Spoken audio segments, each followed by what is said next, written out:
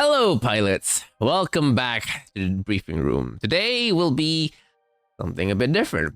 Something that's not exactly, based on, let's say, paper or like a source book. Today will be something that requires me to do the thinking a bit more than usual. Honestly, I need to do more of this, like theory. I mean, it's not exactly like a theory, but it's something where I gotta use more of my brain and connect the dots together. Instead of like relying on like book or something to like explain it verbatim, a lot of lore channels do that, where they will use their own kind of their own minds, I guess, own ideas on certain stuff. I mean, yeah, they relay stuff that like hard coded into like the lore, but they will still like implement some of their old stuff, some of their own ideas and whatnot to explain certain things. I need to do that more often, I think. And I think this is a pretty good chance for me to start doing that. That being said, though, I guess I'm still basing it off paper because, I mean, Gundam is a dialogue series, it's a dialogue-based franchise. Everything that happens it's mainly dialogue-based franchise. They do have, like, source books, but they're very hard to come by. And if you do see them, usually they're not translated. They're like 100% Japanese, and I can kind of read Japanese, but not enough to be able to actually form full sentences and understand them. Maybe they're out there, right? Maybe I'm just not researching enough, right? But, yeah, I'm just a lazy lore tuber right here, baby. But anyway, recently, pilots, I started reading Crossbone Gundam. Crossbone Gundam, for those who don't know, aside from like G Savior, is the latest in terms of like in-universe like UC timeline. Like it's the latest manga, I believe, is set in the UC 170s, I believe. I haven't read that one yet. I'm trying to read the one before it, Crossbone Dust, which is not fully translated, so that's a bit of an issue. It will be very slow for me to read through that one because I'm gonna have to read it through Google Lens, and even then, like Google Lens doesn't really translate it well, so sometimes like the dialogue just doesn't make any sense. It's just like a bunch of gibberish, so I have to like kind of connect the dots on that one. But anyway, yes, I recently started Crossbone, and yes, my resemblance to her and the fact that we're both from Jupiter is complete coincidence. I did not know she existed up until recently. Is that you, sister? Mother? Am I Doggety? Wait, no. I think she's like infertile or something. But seriously, I did not know she existed, and yeah, we kind of look alike, don't we? But anyway, late UC. What's up with late UC? Why am I talking about it? Well, starting around UC 120, a new trend emerged.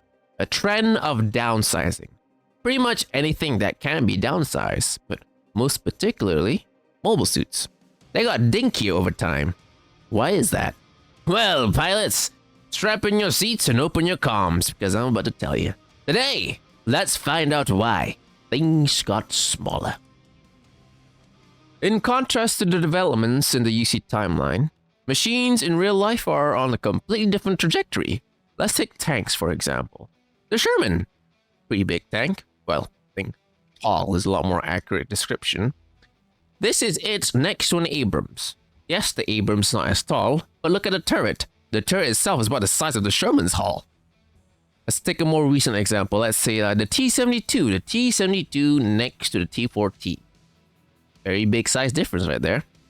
I mean, it's not just tanks. It's planes too. Like, look at the 747. Look at the A380. Slightly bigger, but still bigger. Hell, we don't even need to look at like these complex machines, for example. Like we can just look at cars, and I'm sure car guys have seen this before, but look at the size difference between an old truck, this truck from like probably 70s, maybe 80s, and this like the modern truck. Look at how big that thing is, right? Things are just getting bigger and heavier in real life, at least in the western side of the world. On the eastern side in Asia, compacts are still most definitely the main thing. Dude, it just clicked, man. Maybe that's why mobile suits got smaller. It's just like a reflection of like of modern Asian sensibilities. Look at that! I just cracked it. But anyway, Why did mobile suits development go down the path of downsizing? Why did they want everything to be dinky? Well, the answer may surprise you. Cost. After CCA, there was like a period of time around 20 to 30 years where there was like not much happening. The things that did happen, unicorn, narrative, mafia, when you compare it to everything that happened before, they were, somewhat small scale.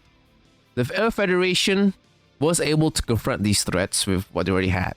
There was like no need to feel, let's not say big, because they still need to be a big army. Let's say like an army that's not as militarized anymore, right? All the Jagans that they fielded, they were designed for war. And guess what? There wasn't a war anymore, at least for a time. So when there is no war, there is no direct need for these machines. Defense spending started going down, which meant that maintaining these machines would just steadily get more expensive over time. So, around UC 102, the SNRI, the Strategic Naval Research Institute, which I think is like a state-run company, I'm not entirely sure. I mean, it sure as hell sounds like it's something the government would run. They proposed to the Federation's Assembly, like their parliament, I guess, to push a bill to adopt smaller mobile suits. They do have strategic in their name, so this plan probably came from a practical assessment. Since, no more wars are going on, there's no need for all these expensive machinery. But that's also the fact that SNRI created the first, in quotation marks, miniaturized mobile suit with the D50C Lotto. So you could kind of see this as them trying to sell their stuff. Whatever the case is, it worked. And the Earth Federation soon began to request manufacturers to make small suits. Guess who was leading this charge? That's right, Butch Aerodynamics. They are the guys who made this thing. What is this thing, you may ask? Well, this is the predecessor of the Danan Zon. Obviously, though, the Earth Federation didn't choose this one. They chose to go with good old reliable Anaheim. For once, though, it took them a believable amount of time to actually develop something instead of pumping it out within like a year or something like that. It took them around 5 to 7 years before they actually got a functioning model. They had to develop all kinds of new technologies to create smaller machines, the same performance as current generation ones. Eventually, it all came together into the RGM-109 heavy gun. An odd name when you consider it's almost half the weight of the Jaeger, but what do I know? But for whatever reason, SNRI said the heavy gun wasn't enough. Not sure in what way, but they managed to convince the government to immediately call for a next generation. This time though, SNRI wanted to be directly involved. Like, these guys have so much pull, they can just influence a government that is trying to pull back on defense spending to start another arms race. They are also involved this time, so the development is state-funded, man. Like, the military-industrial complex, ladies and gentlemen. Anaheim took SNRI's assessment personally. The heavy gun was described as the Jaeger, but small. It functions better than the Jaeger, though. Like, it was able to outperform a Rizal in a mock fight, but that wasn't enough, apparently. Enough against what? I don't even know. Like, again, there's no wars going on, so there wasn't really like an enemy for them to compare stuff with. So I swear, this is just like SNRI saying that so that they can have like more time to make their own stuff. Anyway, Anaheim took offense at that, right, and created something completely new, the MSA 120 Drag. This evil Xeon-looking thing is what they presented to the Earth Federation. SNRI, on the other hand, created the F-90 Gundam. They pushed Anaheim over the edge to the point where they abandoned the Gundam design so they could steal it from themselves. Like, these guys, unbelievable. Unbelievable. The two suits competed with each other, and by the end of it, they were tied on the 4 categories that they competed in. The Drake had more power and more durable, thanks to its vaporizing applique armor, while the F-90 was cheaper to run and was more mobile. So to get the final answer, they were put against one another in a mock fight, which the F-90 won. And with that, the F-90 was chosen as the next mobile suit, and Anaheim's monopoly came to an end. From this point on, every Earth Federation suit is based on the F-90's design. This trend also spread out to the rest of the solar system, as even colony suits and later Jupiter suits followed the same design. Mars was the exception though. As of UC 122, Their mobile suit designs were directly based on early generation models. But why did they follow? Like, are small suits just inherently better, or is it something else? Yes. Smaller MS is inherently better performance-wise. Because they are smaller, they are lighter. And because they are lighter, they are faster. And when something is more rapid, they are a lot harder to hit. Try imagining a dog, like a big one. Like a German Shepherd, right? That will be a lot easier to catch compared to a cat. I think the German Shepherd will catch you instead, huh? But anyway, speed became like the main defense in like MS combat because of this one thing. Beam weapons. By the late UC, almost, if not literally, every MS came with beam weapons. From swords to rifles to even shields. Luna Titanium, as good as it is, could not withstand a hit from beam weapons, just like literally any other material.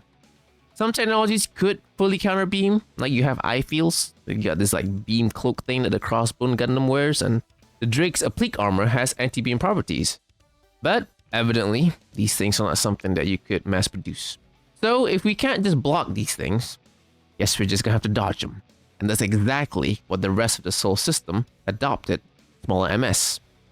But that being said, resource limitation is most likely also a big factor. Let's take Zanskar for example. They come from Site 2, and Site 2, according to this map at least, is in the middle of nowhere. Raw materials, are something they're gonna have to import. Maybe they can mine the occasional asteroid that comes close by, but I think most of their resources come from importing. If Gundam is anything like real life, then imported stuff usually costs a lot more. So they have to be smarter with what little they have. But if they are resource strapped, then how do they make this giant wheel thingy? That's where we Jovians come in. Yes, Jupiter, my home. There are a lot of moons here. That's almost like 100. That's like 100 potential places that could be mined for stuff. Danskar and Jupiter did sign an agreement of some sort. The main thing in this agreement was the construction of the Angel Halo. I don't think it's too far-fetched that the raw materials were also part of this agreement. The problem was distance. Earth and Jupiter are this far away from each other. In Gundam, a one-way trip takes about 3 to 6 months. That's a bit too long to sustain a war effort with. That's also why I think we lost our first invasion. We didn't have any reinforcements. We brought what we brought, and that was it. Damn you, Earth! But anyway, just to sum it all up, MS became smaller because of cost and beam weaponry. And it stayed that way until around UC 170, when things got bigger again. Why? Well, because a lot of mobile suits of that era were rebuilt from old mobile suits. See, around that time, there were like wars going on everywhere between colonies, and maybe colonies against Earth Federation as well. So the industrial base everywhere, and technology as well, were declining due to the constant fighting. So everyone had to resort to scavenging like abandoned suits on Earth and or just floating around space, repair them out, and send them out to fight their wars. Like even Earth, it was that bad. Like very late UC was that bad to the point where even Earth had to bring back the Ashimar. I think this is Ashimar.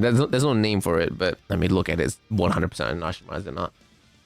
Maybe they are still producing small MSs, but most likely not. Because mobile suit in UC 220s, they are about the same size as the one-year war mobile suits. This is the Bugu. Its height is that of the Zakutu, about the same. And the G Savior is actually taller than the original Gundam.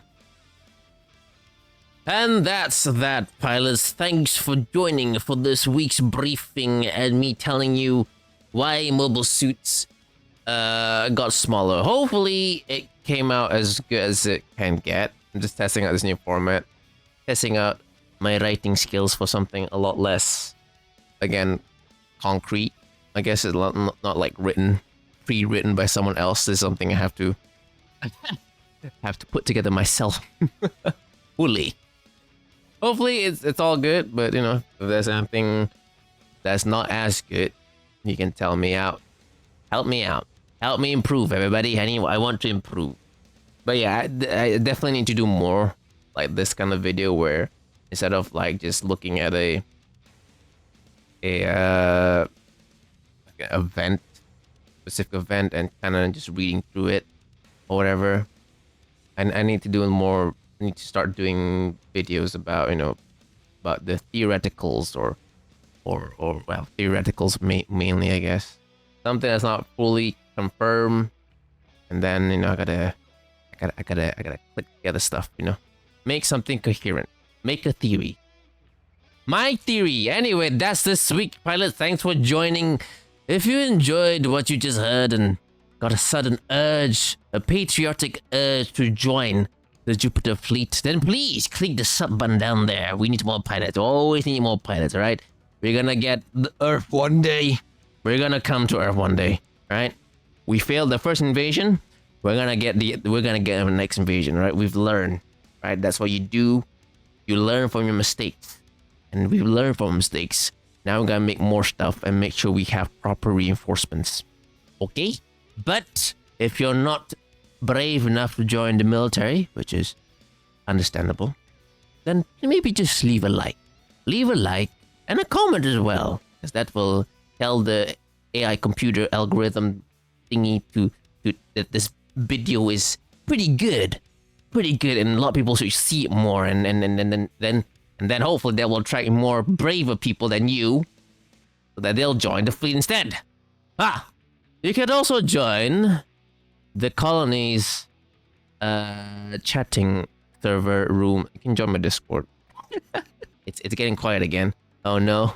But it's there. Wanna chat or post some stuff? I usually post memes there. Memes that I steal from other places and post it there because it's funny and I want people to laugh. Laughing is fun. Yeah. Other than that, I stream my my training sessions. I stream my training sessions, right? To show off the skills so that you can learn from me, right? Learn from me so that you can apply it on your own skills, and then you'll be a better pilot, and then you'll get those Earthlings. You can get them good. Yes, glory to the Jupiter colony. Glory to the Jupiter fleet. Take care, pilots. Keep on the good fight. But remember, as you fight, that please do not die.